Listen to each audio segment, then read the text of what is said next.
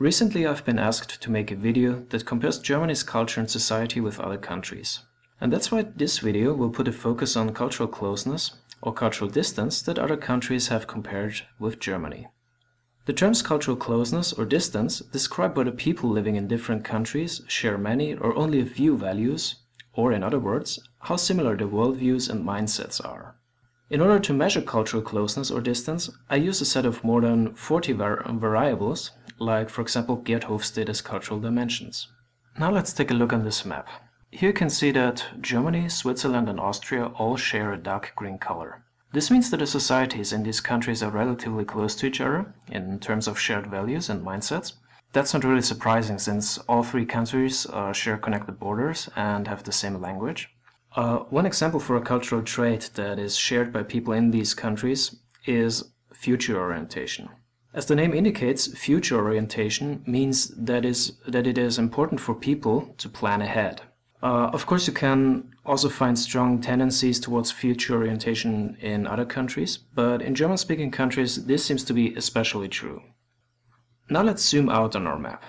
Other countries show up and they share not as many, but still a lot of things with German society, as is indicated by a slightly lighter green color. These countries include the Anglo-Saxon Nations and countries in Western Europe. I believe that close proximity plays a role, and in the case of countries like the US, that a lot of people living there have German ancestors. As a consequence, people in those countries and Germany have a lot of things in common. For example, all Western nations share that their citizens are highly individualistic when compared with people in other parts of the world, meaning that they like to be in control of their own lives. Another thing that Anglo-Saxon countries like Canada or the UK share with Germany is that their people are equally driven towards high performance levels, meaning that they have a very strong work ethic. According to the Globe study, which provides another set of data I use for my videos, such high levels of performance orientation can't be found in most countries outside of the so-called Western world. This doesn't mean that people who live in countries that do not belong to the Western world are not interested in doing hard work. It just means that their desire to perform hard is not as strong. Now let's take a look at South America or South American countries. These countries are shown in a very light green color. This means that they still do have quite a couple of things in common with Germany, or on a bigger scale with Europe, which can be explained by hundreds of years of strong European influence. But on the other hand, they also show some big differences. One example for such a difference is the perception of time. If a meeting is set at 3 o'clock, then in Germany it means that it will take place at exactly this time and not later. On the other hand, for example, for the average Brazilian person, it might be not a big deal to attend a meeting half an hour later. This is because, in contrast to the German society, the Brazilian society has a more relaxed approach towards time.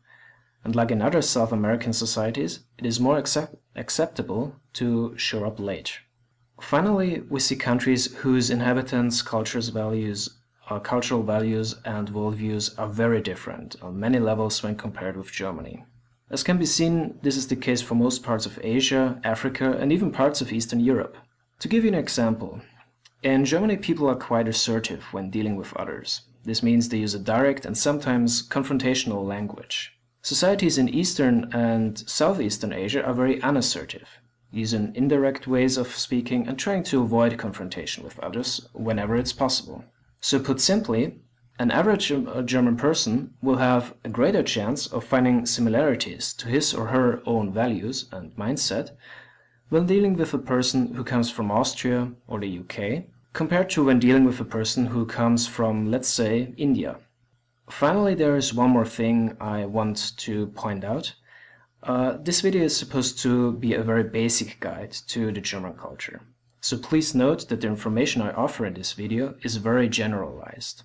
This means that on an individual level, characteristics of people can differ greatly from the way as I described them.